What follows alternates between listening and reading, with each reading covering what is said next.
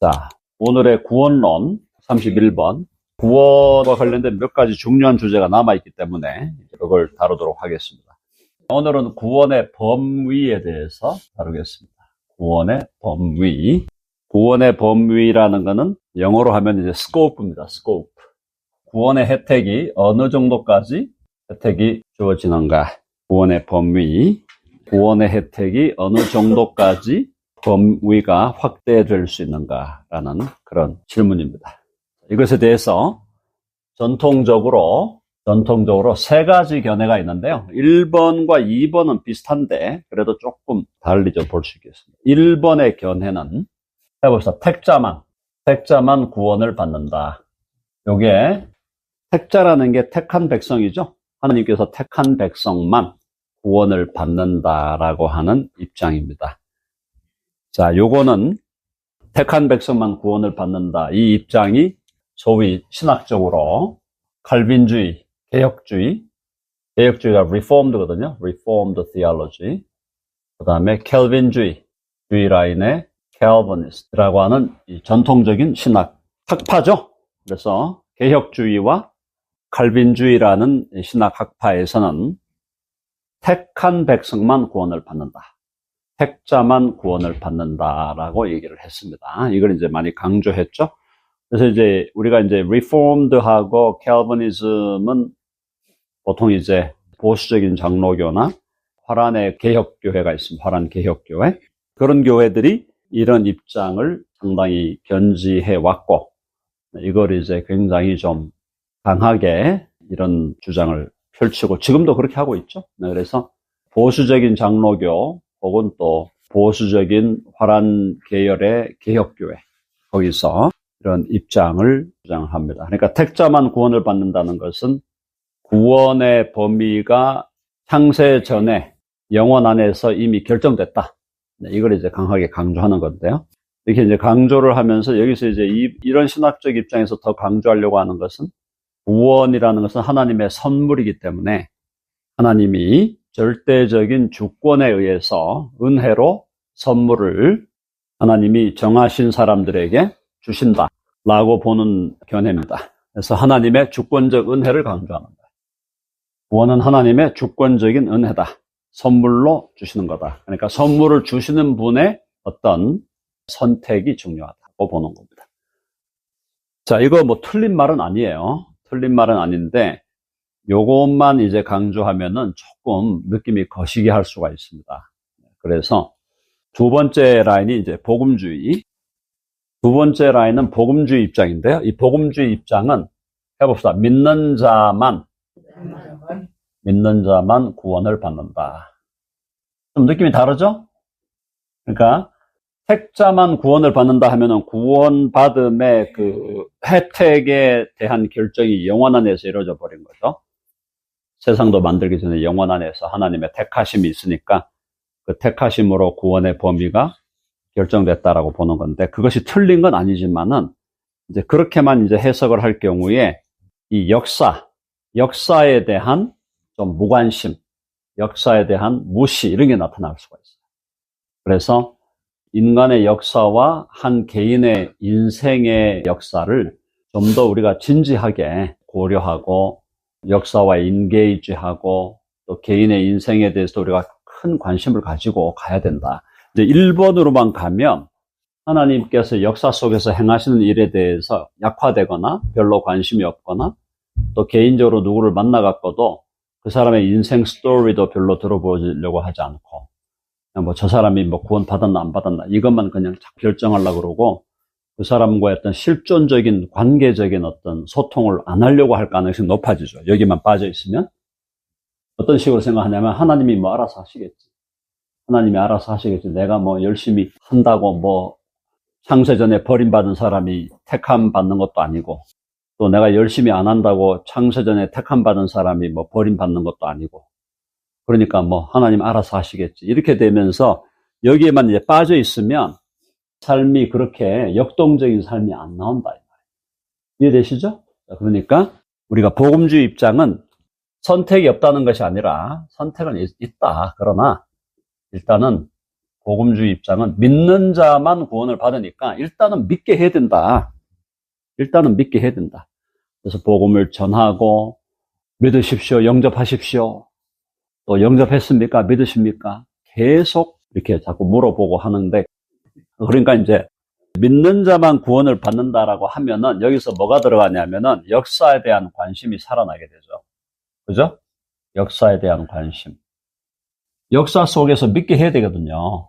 역사에 대한 관심이 살아나게 되고 한 사람의 인생사에 대한 관심이 살아나는 거예요. 진짜로 어떻게 믿으셨어요? 지금 믿고 계십니까? 아니면 헷갈리제이션입니까? 물어보는 거죠. 물어봐 주는 거예요. 아, 정말 믿으십니까? 믿으신다면 어떻게 믿으셨습니까?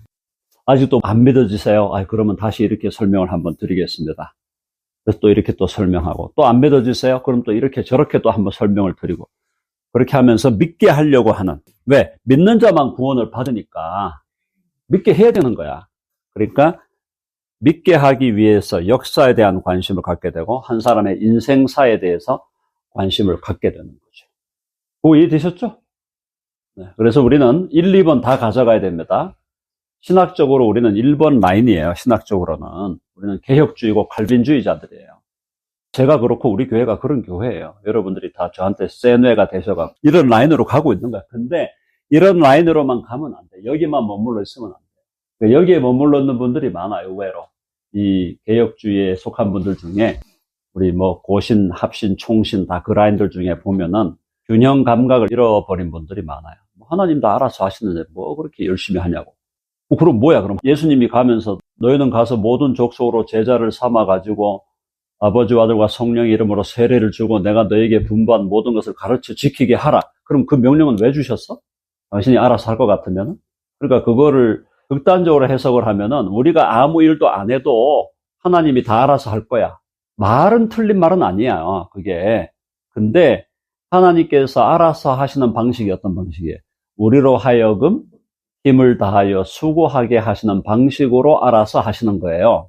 그러니까 하나님의 주권을 얘기하면서 인간의 책임을 자꾸 무시하고 방기하는 그것은 신학적 균형을 상실한 거예요. 그리고 그걸 따라가면 안 돼요. 100% 하나님의 주권을 인정하되 인간의 책임도 100% 인정해야 돼요. 그게 성경이 가르치는 바예요. 자, 그래서 우리는 신학적으로는 개혁주의와 칼빈주의 라인에 서 있지만 우리는 복음주의가 그동안 강조해왔던 복음 전도의 긴급성, 복음 전도가 너무 긴급한 상황이다. 지금 이 사람이 오늘 죽으면 어떡할 거냐? 예수님 안 믿고 오늘 죽으면 어떡할 거냐?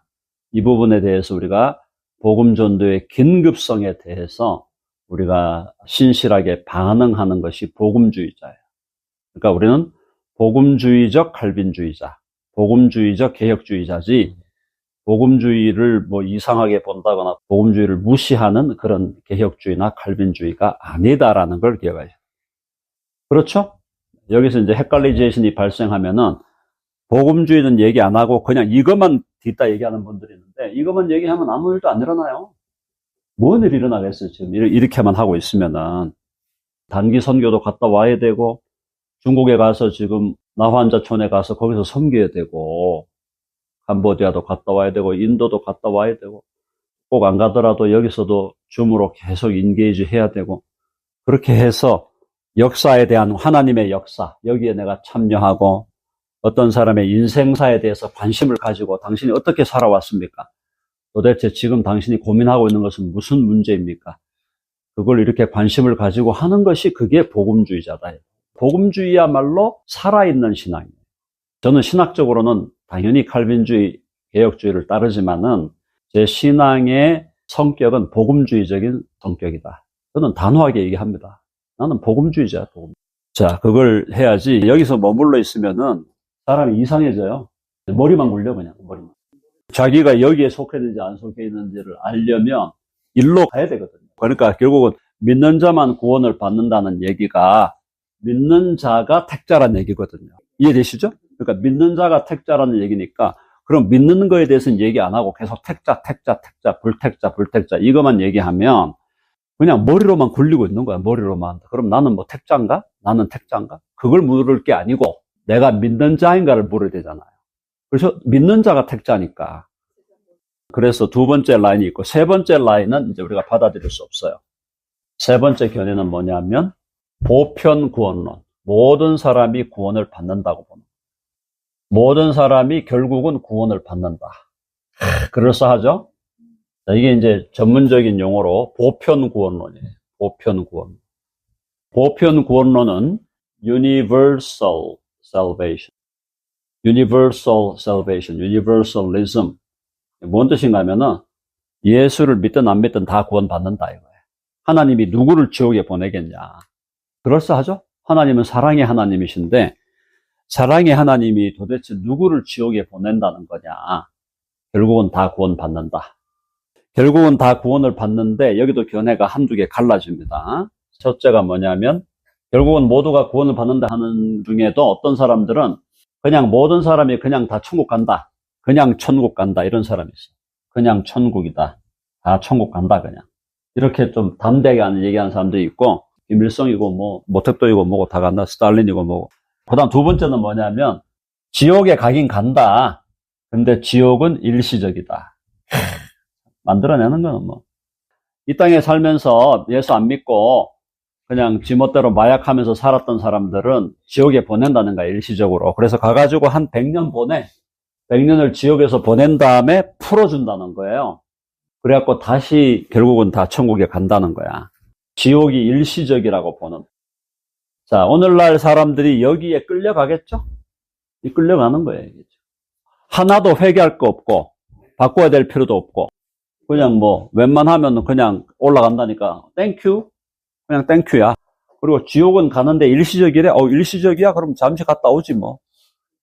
자, 그러면 이제 여기서 우리는 그냥 천국으로 다 간다는 사람들하고 지옥이 일시적이라고 하는 사람, 이 사람들을 반박해야 될 거 아니에요. 반박을 해줘야 돼, 우리가. 우리 입장에서. 자, 우리 입장에서 이 반박을 해야 되는데, 반박을 어떻게 해야 될까요? 반박은 여러 가지가 있지만, 첫째, 말씀이 명료하다. 그렇죠? 말씀이 명료하죠? 말씀이 어떤 말씀이 명료해요? 내가 곧 길이요, 진리요, 생명이니 나로 말미암지 않고는 아버지께로 올 자가 없느니라. 요한복음 14장 6절. 그다음 사도행전 4장 12절. 뭐죠?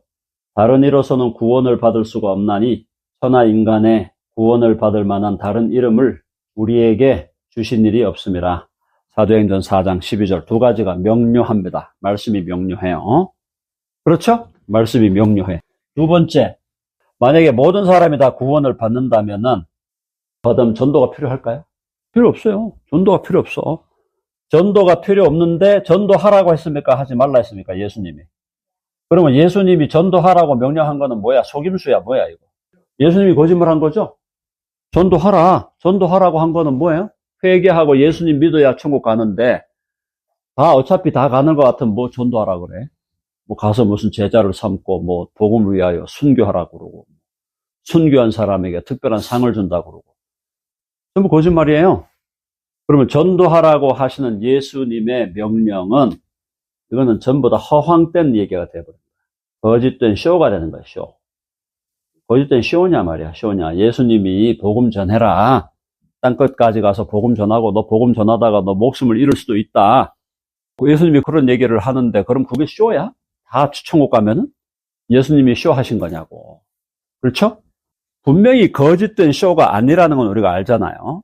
이렇게 이제 반박하고. 세 번째가 뭐냐면, 예수 그리스도야말로, 혹은 예수 그리스도만큼 지옥에 대해서 강력한, 지옥에 대한 강한 티칭을 하신 분이 없어요.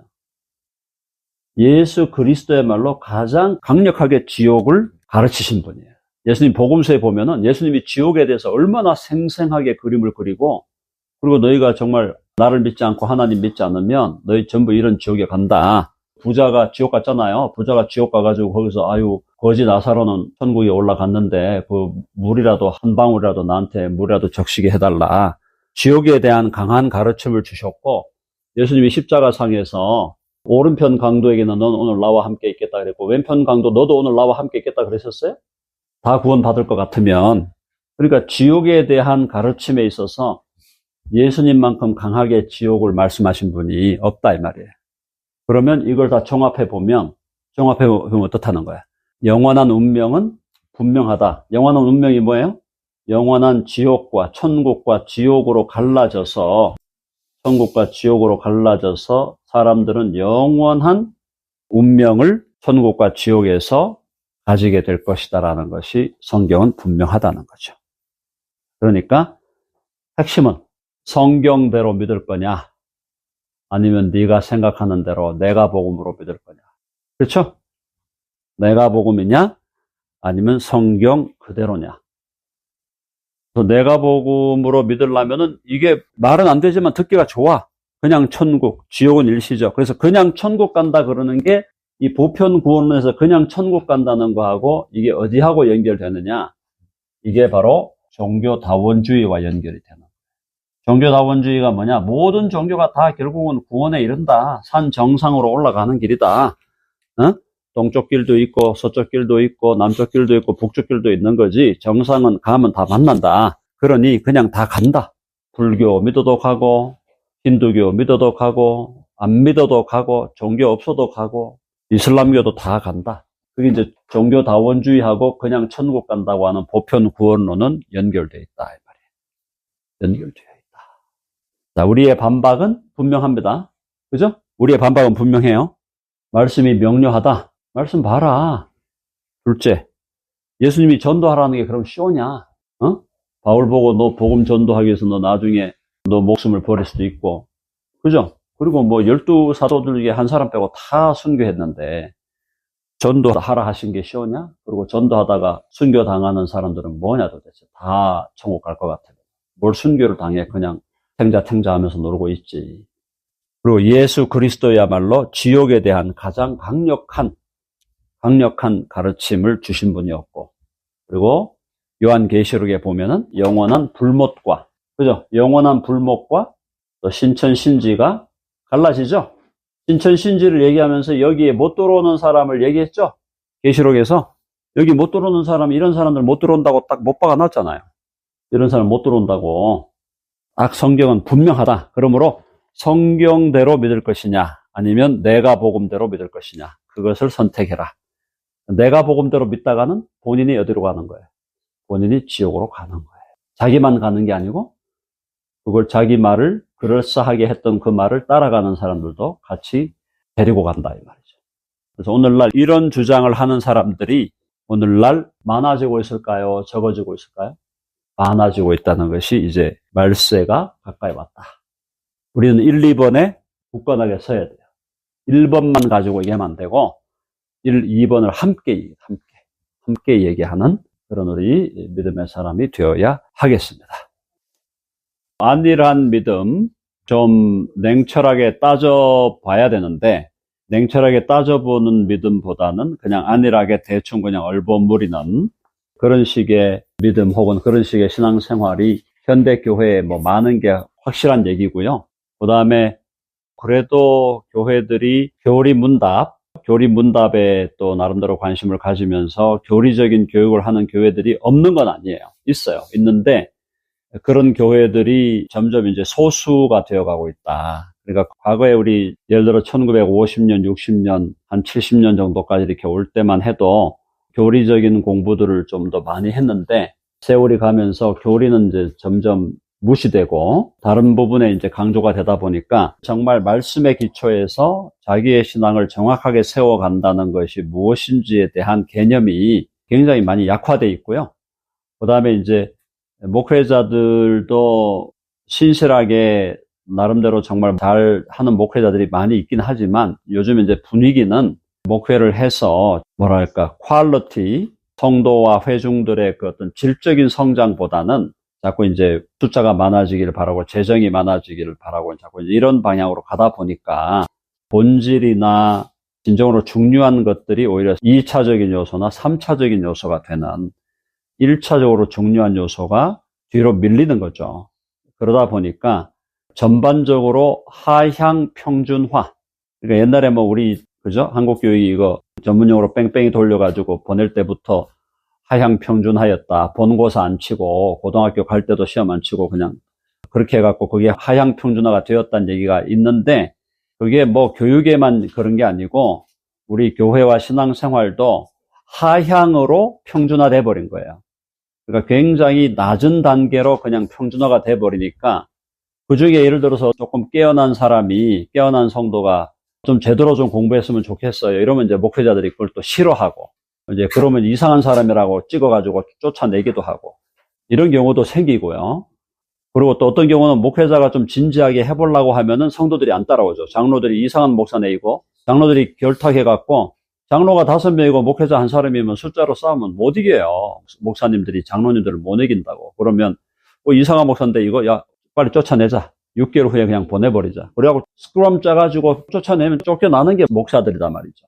그러니까 이런 식으로 지금 교회들이 가고 있기 때문에 우리가 이 상황에서 살아남는 방법, 개인적으로 물론 정말 아까 말씀하신 대로 하나님의 말씀이 선포되는 그 자리에 본인이 있어야 되겠고, 또 그러면서도 이제 제가 여러분들이 계속 부탁하는 거는 여러분들이 그냥 배움의 자리에만 있으면 안 된다는 거예요. 여러분들이 배워서 여러분들의 옆에 있는 한 사람이라도, 2사람이라도 같이 커피를 마시면서 밥을 먹으면서라도 한두 사람이라도 내가 배운 바를 잘 이렇게 전달해주고 나눠주는 삶이 되셔야 된다. 그게 복음을 지금 이렇게 말씀대로 듣고 있는 우리들이 가져야 될 사명이다, 이 말이에요, 사명. 그래서 여기 우리 현장에 계신 분들도 마찬가지고, 또 줌으로 들어오시는 분들 마찬가지고, 지금 우리 유튜브로 이걸 듣는 사람들이 그냥 좋네 하고만 남아있으면 안 돼요. 그렇게 하지 말고 이 좋은 거를 내가 빨리 좀 내 자신이 장착을 해서 다른 사람들에게 전달을 해야 되겠다. 유튜브도 전달해야 되지만 내 주위에 가까이 있는 사람들을 내가 직접 챙겨서, 이게 제자 훈련이잖아. 제자 삼는 거란 말이에요. 제자 삼으라. 가서 제자 삼으라 그랬잖아요.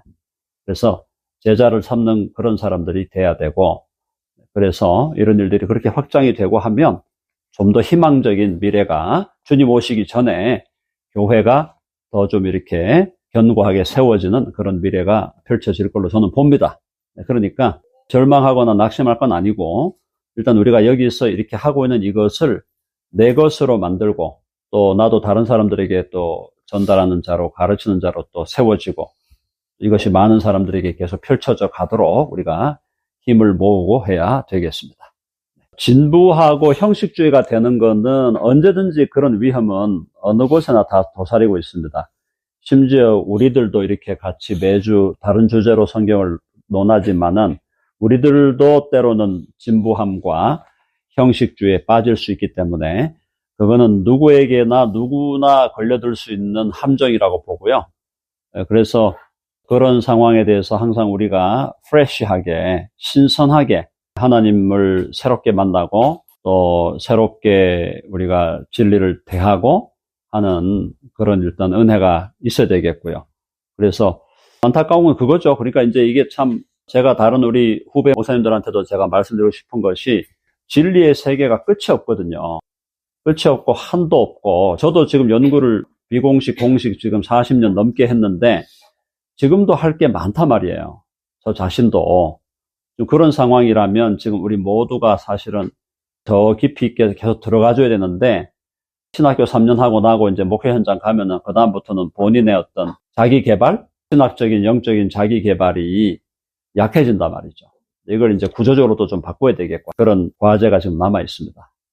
자, 오늘 강의는 여기까지 하고요. 기도하고 내일 뵙도록 하죠. 기도하겠습니다. 하나님 아버지 감사합니다. 구원의 범위에 대해서 3가지 견해가 있었고, 우리는 개혁주의적인 입장을 견지하면서도 여전히 복음주의적인 입장으로 예수님을 믿고 예수님에 대한 실존적인 결단을 할 수 있는 사람들이, 나 자신도 그렇게 할 수 있도록 서로를 돕고 또 찾아가고 그들과 인게이지하는 그런 역동적인 삶의 주인공들이 되도록 인도하여 주시옵소서. 우리가 배운 바를 배워서 우리의 머릿속에 저장하는 걸로 끝나지 말고 우리 옆에 있는 사람들에게 진지하게 가르치고 공유하고 또 잘 나누어 줌으로 나만 서는 게 아니라 우리 모두가 함께 서는, 우리 모두가 함께 주님 안에서 세워지는, 주님의 재림을 앞두고 교회들이 더 정결한 처녀로, 신부로 더 무장하고 더 준비될 수 있는 그런 길들을 부족한 저희들을 통해서 열어주시고,